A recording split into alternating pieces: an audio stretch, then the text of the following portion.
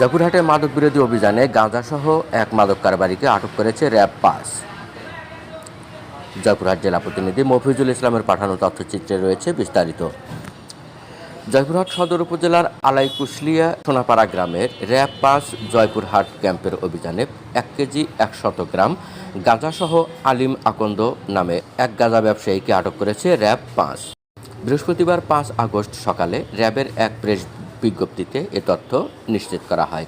এর আগে বুধবার গভীর রাতে অভিযান চালিয়ে তাকে আটক করা হয়। আটক মাদক ব্যবসায়ী আলিম ওই গ্রামের মৃত দাইমুল্লাহের ছেলে। র্যাব জানায় আটককৃত আলিম এলাকার একজন চিহ্নিত মাদক কারবারি।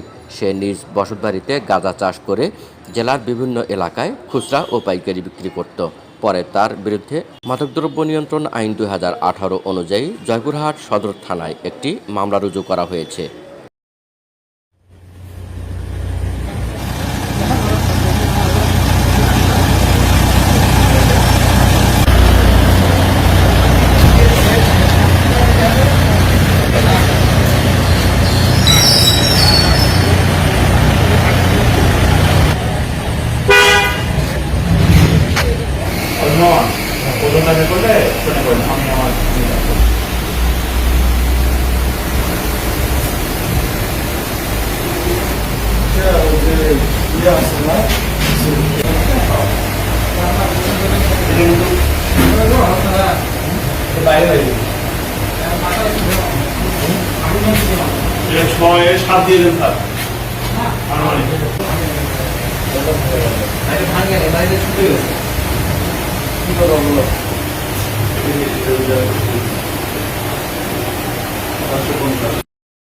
শেখ নাসির, নিউজ ডেস্ক, সারা বাংলা সংবাদ, ঢাকা।